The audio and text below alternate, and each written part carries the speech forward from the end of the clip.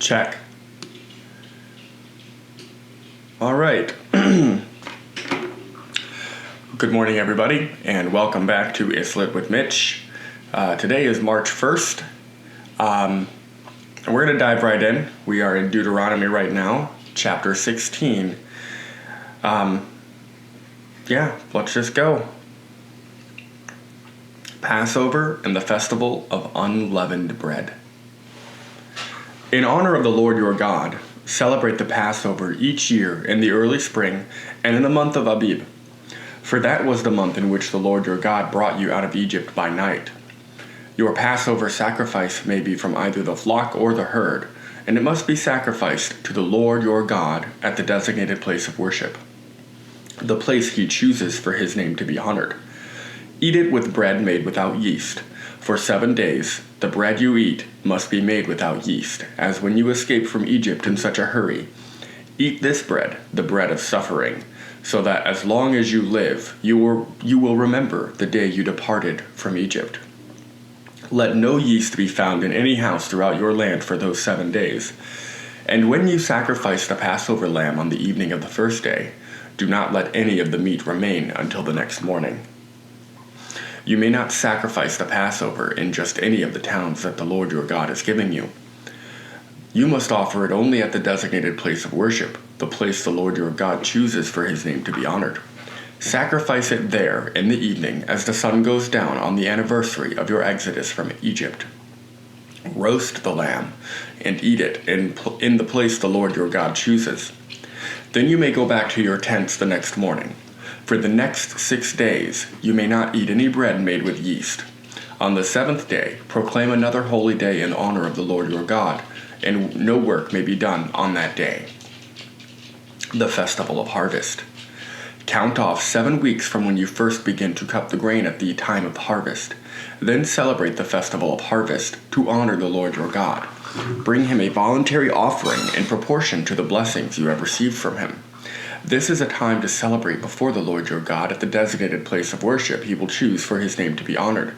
Celebrate with your sons and daughters, your male and female servants, the Levites from your towns, and the foreigners, orphans, and widows who live among you. Remember that you were once slaves in Egypt, so be careful to obey all these decrees. The Festival of Shelters. You must observe the Festival of Shelters for 7 days at the end of the harvest season after the grain has been threshed and the grapes have been pressed. This festival will be a happy time of celebrating with your sons and daughters, your male and female servants, and the Levites, foreigners, orphans, and widows from your towns. For 7 days you must celebrate this festival to honor the Lord your God, at the place where he chooses. At the place he chooses. For it is he who blesses you with bountiful harvests and gives you success in all your work. This festival will be a time of great joy for all. Each year every man in Israel must celebrate these 3 festivals: the Festival of Unleavened Bread, the Festival of Harvest, and the Festival of Shelters. On each of these occasions, all men must appear before the Lord your God at the place he chooses, but they must not appear before the Lord without a gift for him. All must give as they are able, according to the blessings given to them by the Lord your God. Interesting. All must give as they are able, according to the blessings given to them by the Lord your God.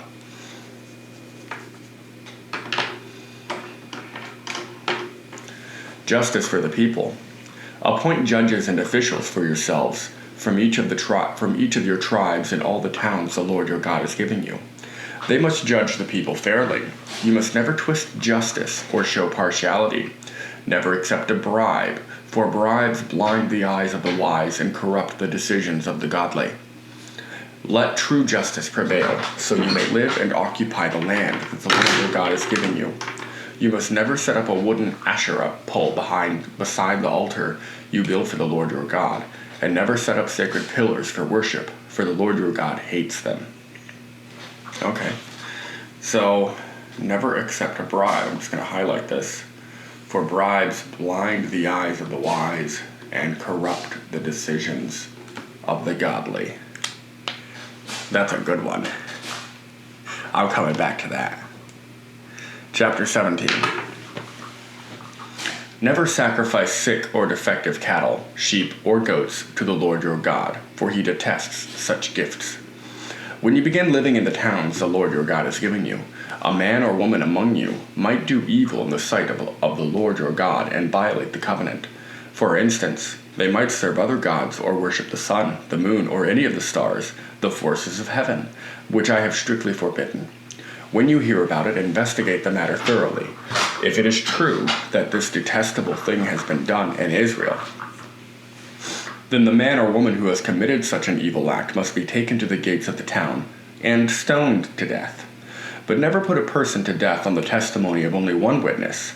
There must always be 2 or 3 witnesses. The witnesses must throw the first stones, and then all the people may join in. In this way, you will purge the evil from among you. That sounds like how witch hunts happen.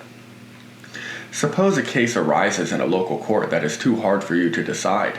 For instance, whether someone is guilty of murder, or only of manslaughter, or a difficult lawsuit, or a case involving different kinds of assault. Take such legal cases to the place the Lord your God, will choose, and present them to the Levitical priests or the judge on duty at the time. They will hear the case and declare the verdict. You must carry out the verdict they announce and the sentence they prescribe at the place the Lord chooses. You must do exactly what they say. After they have... Loki! Now! Leave me alone!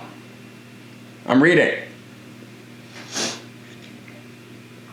After they have interpreted the law and declared their verdict, the sentence they impose must be fully executed. Do not modify it in any way.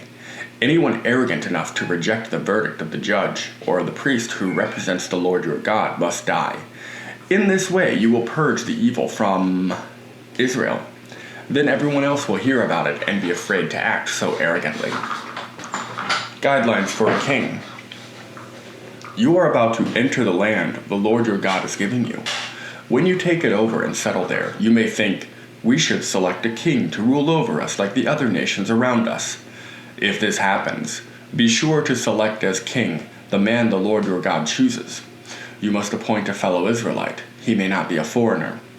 The king must not build up a large stable of horses for himself or send his people to Egypt to buy horses, for the Lord has told you, you must never return to Egypt.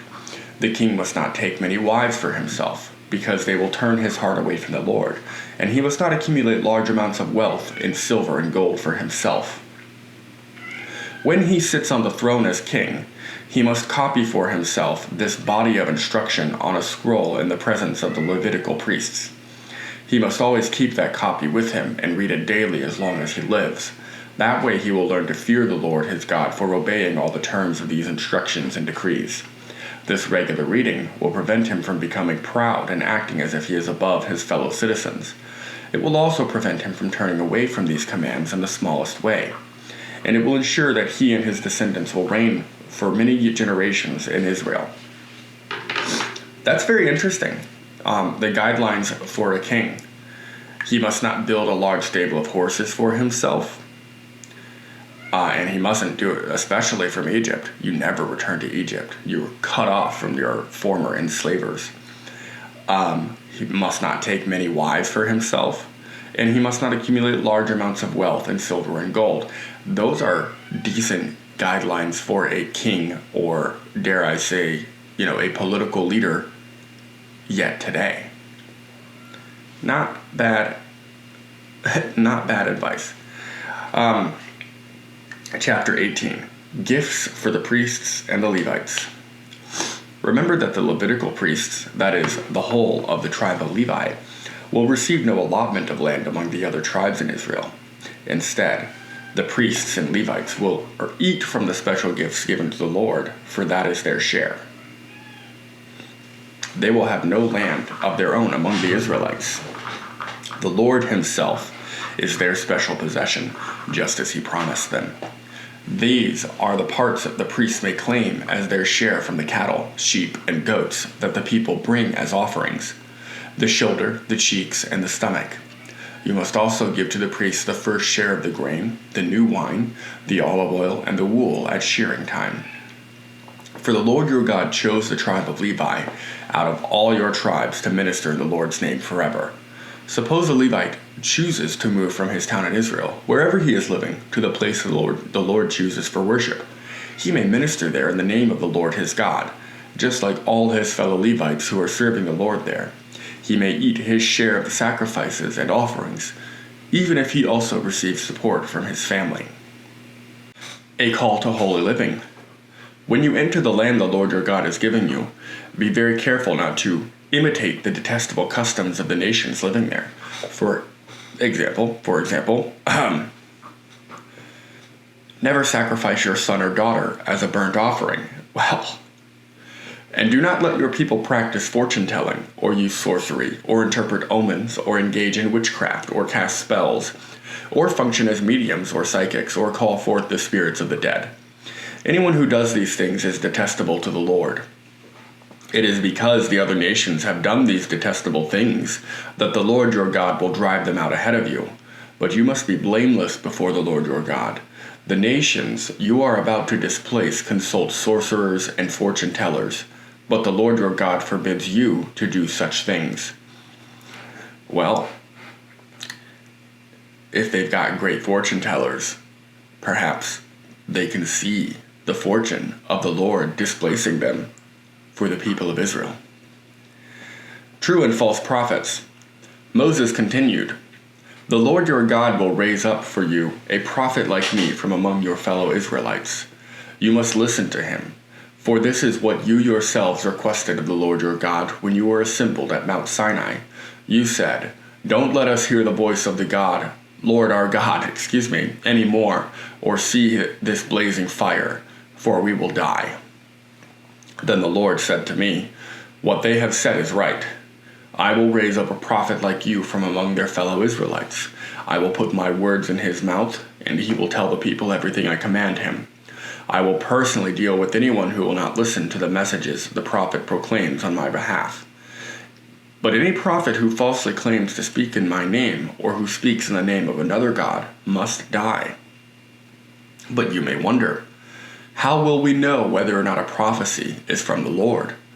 If the prophet speaks in the Lord's name, but his prediction does not happen or come true, you will know that the Lord did not give that message. That prophet has spoken without my authority and need not be feared." Alright, I'm having a little bit of a tech problem, so we're just going to call it a day there, and I will figure this out later. So, we'll continue on chapter 19 of Deuteronomy next. Have a good day.